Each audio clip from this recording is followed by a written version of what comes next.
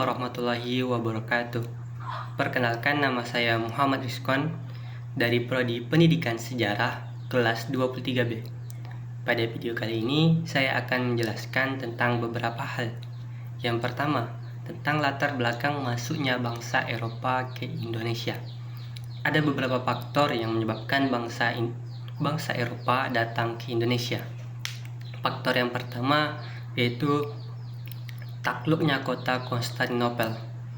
Pada tahun 1453 terjadilah sebuah konflik antara Turki Utsmani dengan kota Konstantinopel yang pada masa itu dipimpin oleh Bizantium Timur atau biasa dikenal dengan Romawi Timur.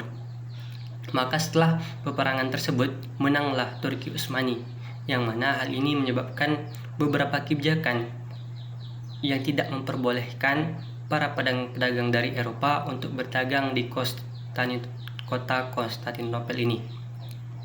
Seperti yang kita tahu, kota Konstantinopel ini merupakan penghubung jalur perdagangan antara negara-negara Asia Timur seperti Cina dengan negara-negara Eropa.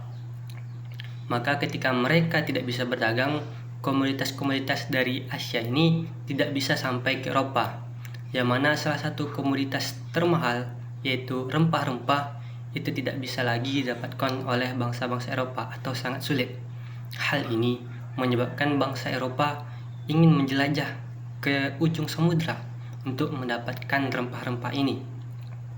Adapun kegunaan rempah-rempah ini, yang pertama yaitu digunakan oleh bangsawan. Seperti yang kita tahu, semakin tinggi derajat orang yang memakainya, maka akan semakin mahal harga barang tersebut. Yang kedua, sebagai penambah rasa masakan, yang dimana pada masa itu Eropa masih belum mempunyai penambah rasa masakan seperti sekarang. Kemudian yang terakhir itu sebagai penghangat badan. Seperti yang kita tahu, di Eropa banyak terjadinya musim salju, sehingga dibutuhkannya sebuah penghangat atau sebuah minuman hangat untuk menghangatkan tubuh mereka. Kemudian faktor yang menyebabkan latar belakang bangsa Eropa datang ke Nusantara ialah perubahan zaman antara zaman kegelapan ke zaman Renaissance atau zaman pencerahan. Setelah berakhirnya Perang Salib, maka bangsa Eropa membuat inovasi-inovasi baru untuk tidak mengulangi kesalahan mereka di Perang Salib tersebut. Maka muncullah sebuah teknologi-teknologi baru seperti navigasi, teknik pembuatan kapal, dan sebagainya.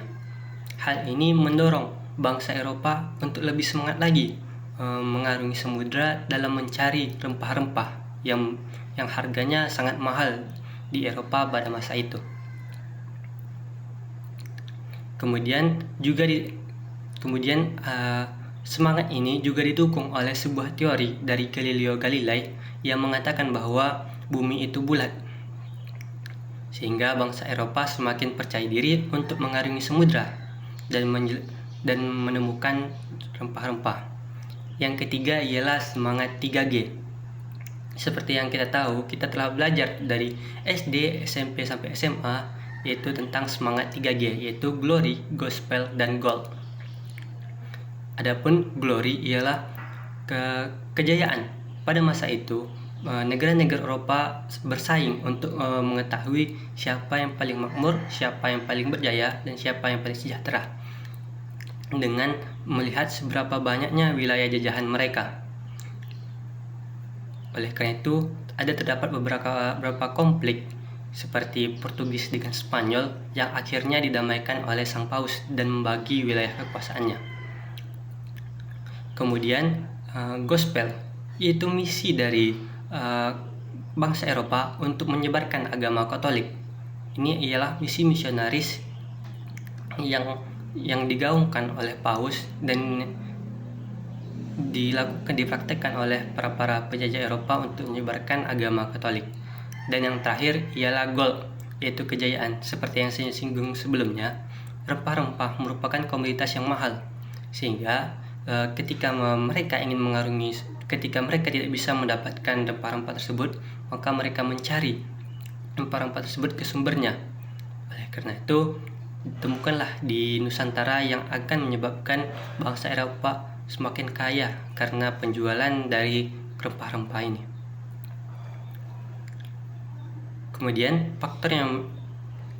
Kemudian saya akan menjelaskan penjelasan selanjutnya, yaitu tentang politik etis.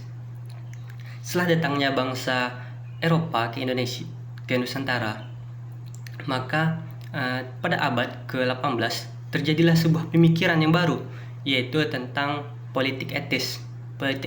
Politik etis ini sendiri ialah pemikiran progresif bahwa pemerintah Eropa, khususnya Belanda, untuk mesejahterakan rakyat Hindia Belanda, karena rakyat Hindia Belanda ini telah dieksploitasi atau memberi manfaat yang sangat banyak untuk pemerintah Belanda dan warganya, atau secara istilah ialah politik balas budi. Hal ini digaungkan oleh kaum-kaum intelektual Eropa, atau khususnya kaum-kaum intelektual Belanda, yaitu Douwe Dekker, Peter Bruskop, dan sebagainya. Oleh karena itu, terjadilah beberapa kebijakan yang mengakibatkan seperti yang akan dilaksanakan oleh Belanda ke Indonesia. Yang pertama yaitu pendidikan, dengan mendirikan sekolah-sekolah untuk kaum-kaum pribumi. Yang kedua yaitu transmigrasi, perpindahan penduduk dari kota, yaitu dari kota yang padat ke kota yang belum dihuni ataupun sangat sedikit penghuninya. Dan terakhir irigasi, yaitu sistem irigasi atau sistem peralihan yang akan memudahkan para petani untuk melakukan berkebun dan sebagainya. Kemudian saya akan menjelaskan tentang pendidikan masa kolonial. Seperti yang kita tahu, pendidikan di Indonesia diawali dengan politik etis ini karena politik balas budi ini. Adapun sekolah-sekolah yang didirikan oleh Belanda di Indonesia itu seperti Stopia, sekolah kedokteran bagi kaum pribumi, European Leger School, dan sebagainya. Namun ada sisi negatifnya, yaitu pemerintah Belanda menerapkan kebijakan ini bukan sebagai politik balas budi, namun juga memanfaatkan politik etis ini sebagai keuntungannya sendiri, yang mana ketika kaum pribumi telah belajar dari sekolah-sekolah yang didirikan oleh Belanda ini, mereka akan disuruh untuk menjadi pekerja atau pegawai yang gajinya murah, karena para pekerja dari Belanda itu sangat sedikit di Indonesia ataupun Nusantara. Dan yang terakhir, semangat nasionalisme. Nasionalisme di Indonesia itu berkaitan dari politik etis, khususnya di bidang pendidikan. Karena walaupun kaum-kaum bangsawan yang bersekolah di sekolah-sekolah yang didirikan oleh Belanda, tapi pemikiran mereka membuat mereka sadar bahwa Indonesia ini sedang jajah, sehingga mereka mempunyai pemikiran untuk memerdekakan Indonesia. Yang mana setelah munculnya semangat nasionalisme ini, muncullah beberapa organisasi baru seperti Budi Utomo yang didirikan oleh Dr. Sutomo dan Dr. Wahidin Sudiro. Kemudian Syarikat Islam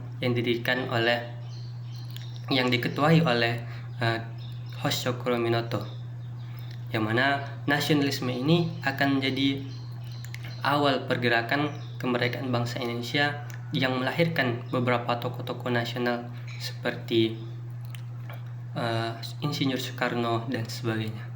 Mungkin cukup sekian yang dapat saya sampaikan. Lebih dan kurang saya mohon maaf. Assalamualaikum warahmatullahi wabarakatuh.